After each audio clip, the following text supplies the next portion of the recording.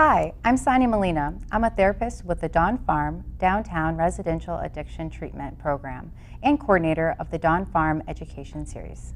Hi, I'm Tamara Shirey. I'm the Dawn Farm Project Manager and coordinator of the Teens Using Drugs What to Know and What to Do series. We're here to let you know about the Teens Using Drugs What to Know and What to Do series organized by Dawn Farm. This program is a free two-part series. It is designed to help participants understand and identify adolescent alcohol and other drug problems. The program is targeted primarily to parents, guardians, and caretakers of teens, but it's inclusive of anyone interested in attending for any reason. Other family members, teenagers, parents, or adults, people who work with, support, or mentor teens, and students are all welcome. There are parenting techniques, prevention programs, and individual protective factors that can reduce the risk of young people using alcohol, tobacco, and other drugs. However, even the most effective parenting and prevention can't eliminate all substance use by teens. Some young people will experiment with alcohol and other drugs despite our best prevention efforts. Some will continue to use, and some who use will become addicted. Many will experience adverse consequences, whether they progress to addiction or not. Those who do progress to addiction experience a spectrum of consequences that are extremely damaging to themselves and their families. People who begin regular use of substances at a young age have up to 5 times the risk of becoming chemically dependent when compared with people who don't use substances until they are 21 or older. The good news is that the early identification and appropriate intervention, irreversible consequences can often be prevented. Once identified, teen alcohol and other drug problems can be effectively treated. When a young person experiences alcohol or other drug problems, often the last thing that loving, attentive parents see is a substance use. A teen does not tell that he skipped school to smoke marijuana, or that she performed poorly on her SATs because she was hungover, or that they dropped out of sports and music to have time to get high and spent the money that they would have used on college on their escalating opiate use. Substance-involved young people protect their substance use by hiding it carefully from anyone who may interfere with or try to stop it. Caring adults often see that the young person is having problems, but usually do not see the cause of the problems until the alcohol or other drug use is advanced. However, we do not have to see a teen using to see a using teen. There are signs and patterns of behaviors that can alert us to the possibility that a young person may have an alcohol or other drug problem. Families seeking advice and help for a teen using drugs often feel frightened, confused, frustrated, isolated, and sometimes desperate. They often don't know where to begin to find accurate answers and effective help. The Teen Using Drugs What to Know and What to Do program provides a starting point. The Teens Using Drugs series was developed in 1999 by Ron Harrison, a much loved and respected local therapist who specialized in working with adolescents and their families. Ron presented the series as a community service until his death in April 2011. Dawn Farm stepped up to continue the program after Ron's death. The programs are presented by Dawn Farm and GrowthWorks therapists.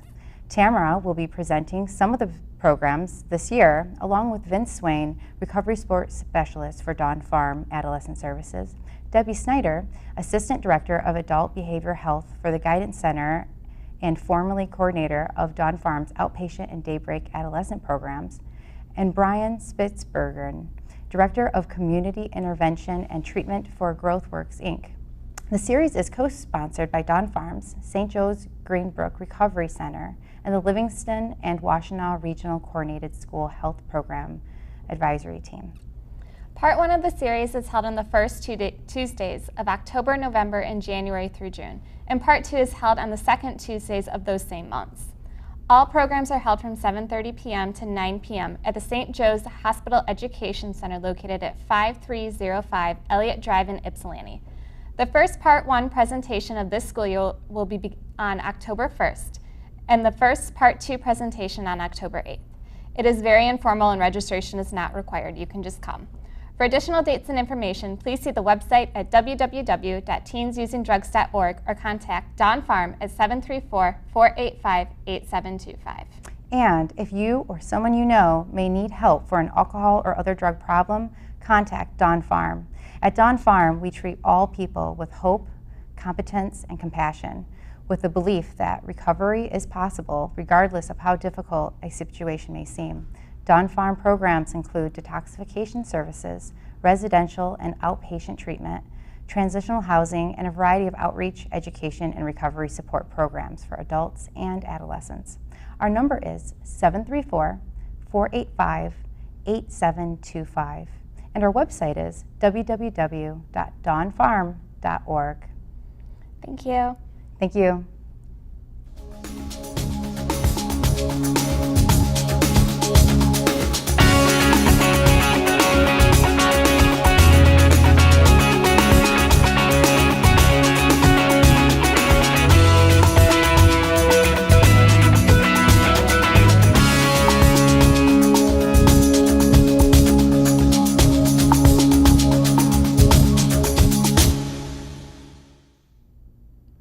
Hello, my name is Javier Pescador and I am a local filmmaker in Ann Arbor. I am here to invite everybody for the premiere screening of my most recent documentary, Transbeing. This documentary is going to be featured by the Ann Arbor Public Library on October the 10th at 7 p.m. So October the 10th at 7 p.m. the Ann Arbor Public Library is going to show this documentary. Let me tell you a little bit about this film. I collaborated with a human rights organization in Windsor, Canada, named Windsor Pride. And what we did together was interviewing members of the transgender community in this place. And we tried to document the life stories of their experiences, their perspectives, their different struggles in this journey in which they are transitioned from one gender to another. So the documentary features the individual stories of 3 transgender people with the names of Kale, Emily, and Danica. Kale, Emily, and Danica transitioned from female to male in one case, male to female in the 2 other cases.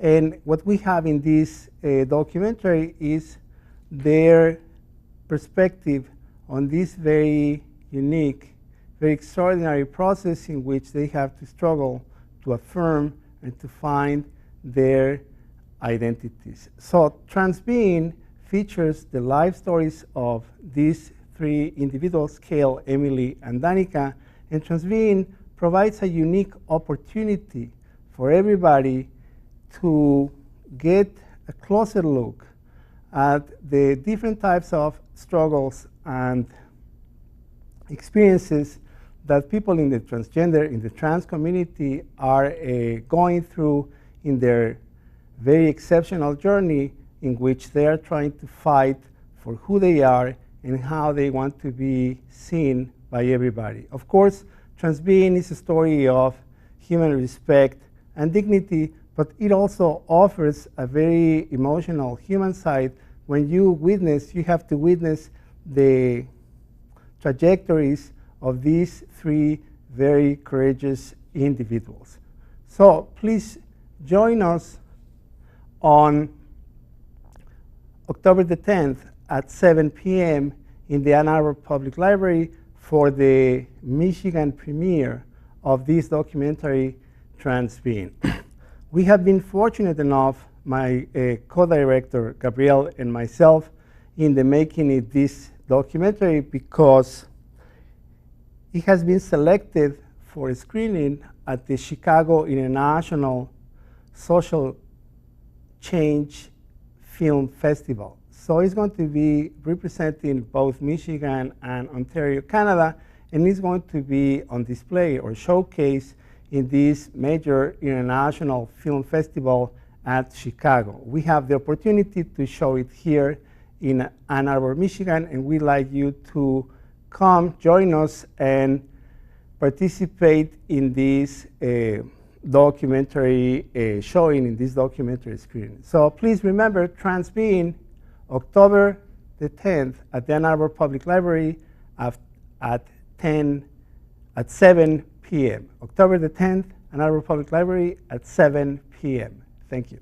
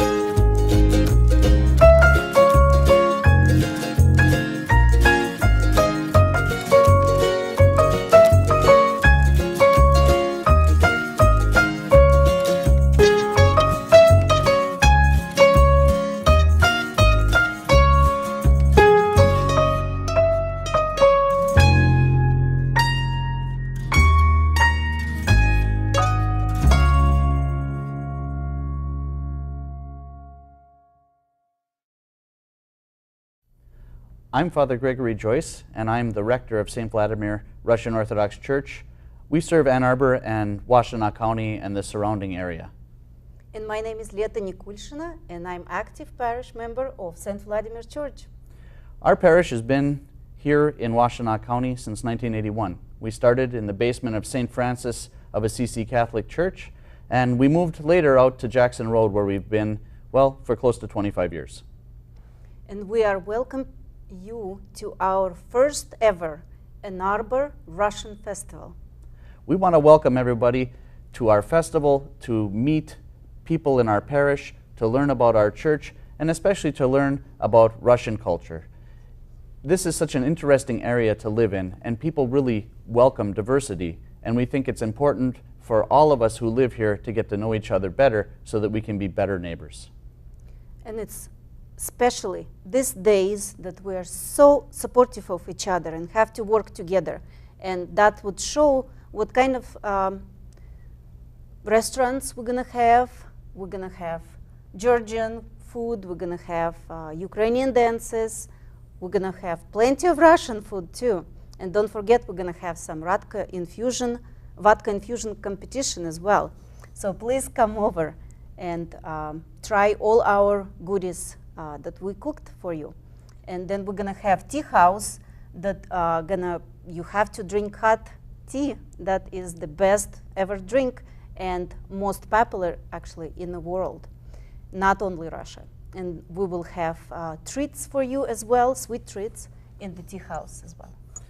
I remember as a child coming home to these fresh baked Russian tea balls that my mother used to make, and there's really nothing like that, and we will have her very recipe will be served at this festival. And don't forget, another thing we have is Kids Corner.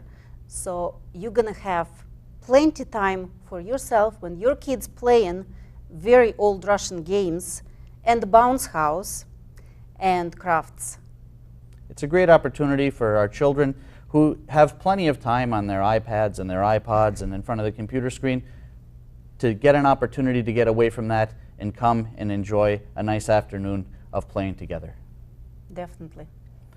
You know, we have an interesting sort of church architecture, church history, and we're going to have tours of the church, and also we're going to have bell ringing.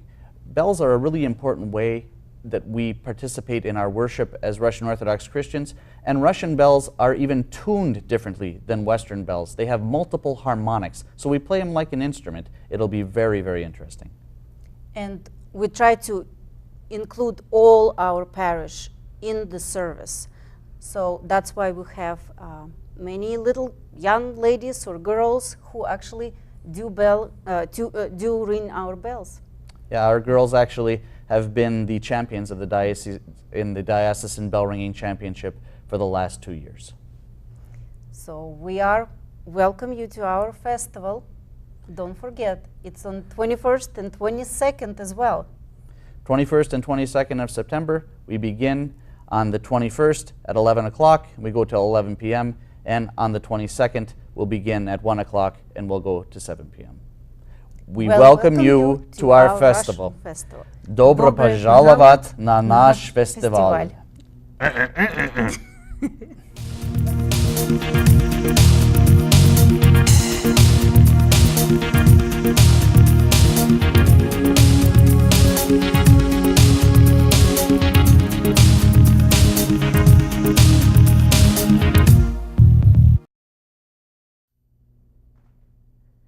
Greetings from the Down Syndrome Support Team. My name is Emily Campbell, and I'm representing the Down Syndrome Support Team in celebration of my son Teddy and all of his buddies. First, I'd like to share some information regarding Down syndrome. Individuals with Down syndrome have 3 rather than 2 copies of the 21st chromosome. The additional genetic material alters the course of development and causes the characteristics associated with Down syndrome.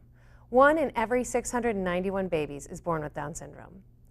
People with Down syndrome experience cognitive delays, but each possess many strengths and talents.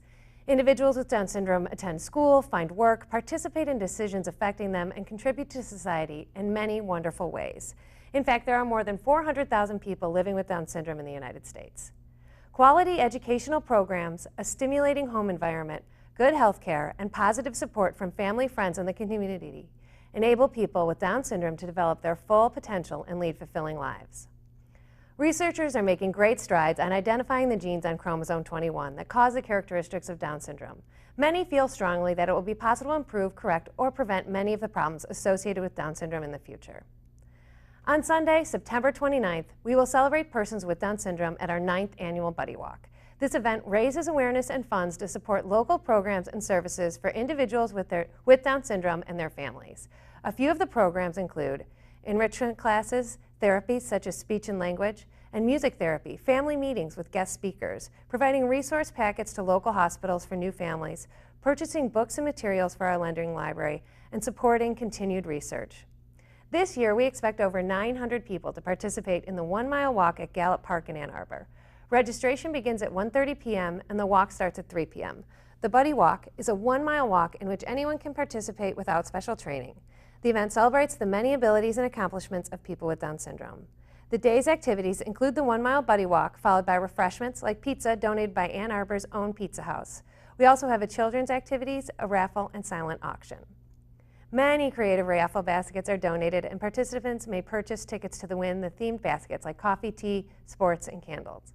The silent auction also brings in items for competitive, friendly bidding. Some of the items include restaurant gift cards, movie and car wash passes, rounds of golf, and much more.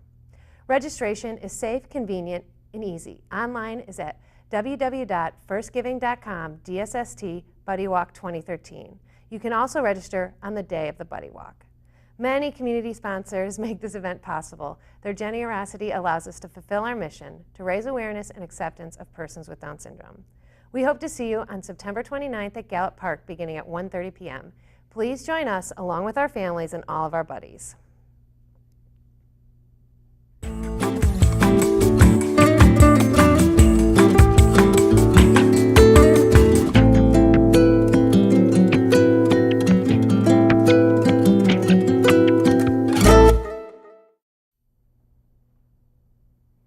Hello, I'm Alan Jackson from the Board of Directors of Leslie Science and Nature Center, a nonprofit organization only a few miles away from the heart of downtown Ann Arbor.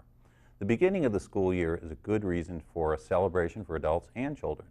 I'm here to invite you to a back-to-school picnic on Saturday, September 21st from 11 a.m. to 1 p.m. on the grounds of the Leslie Science and Nature Center. There'll be live music from Gemini starting at noon, so come early to pick the best spot. Pack a picnic just like the Leslies did many moons ago. Enjoy guided hikes through Black Pond Woods, leaving from the upper fire pit at 11:10 and 11:40 a.m. Participate in field games such as sponge tag, deer tails, zip-zag, and other camp favorites.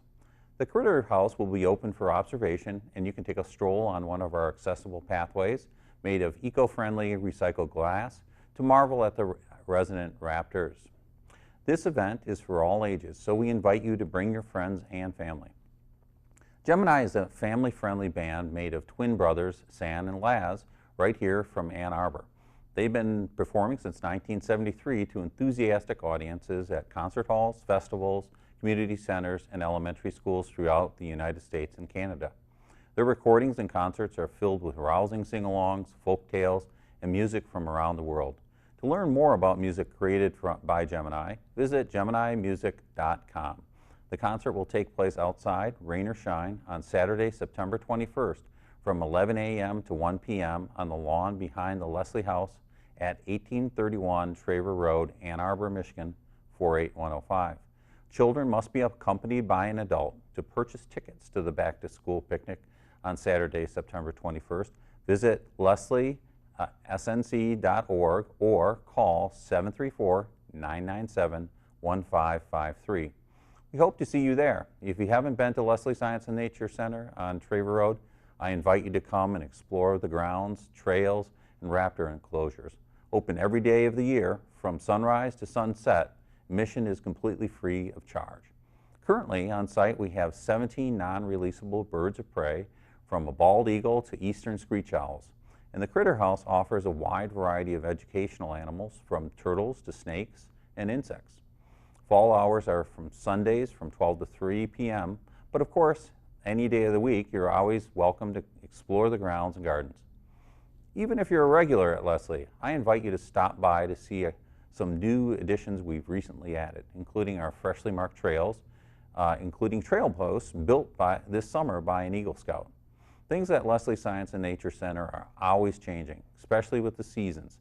But this summer, we rolled out many new and exciting improvements to make the grounds more homey and continue our mission established by Dr. Eugene and Emily Leslie of providing environmental education experiences for children and families. We strive to honor and perpetuate the legacy of Dr. Eugene and Emily Leslie by fostering understanding, appreciation, stewardship, and respect for the natural world.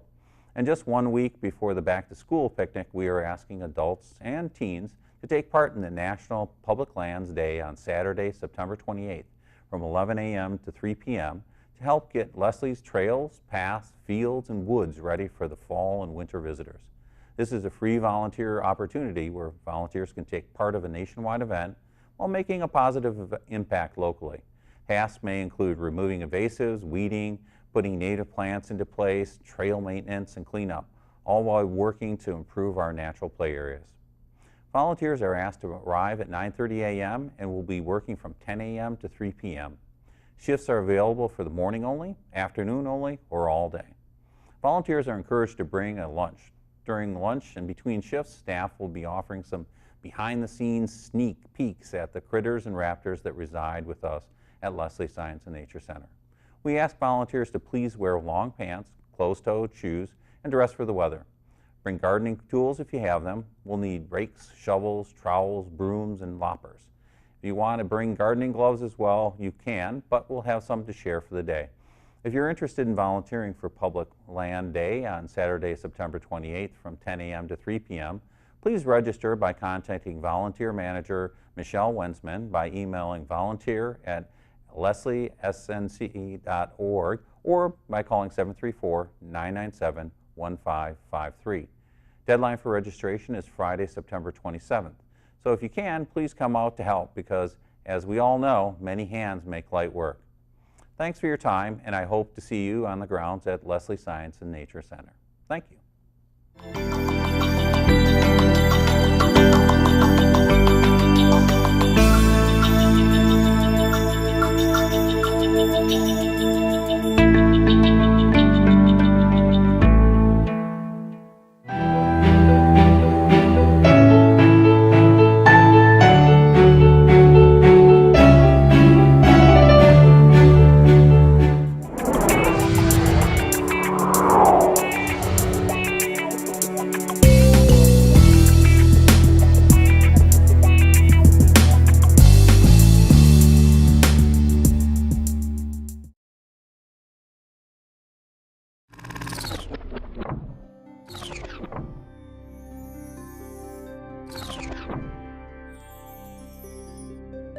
you.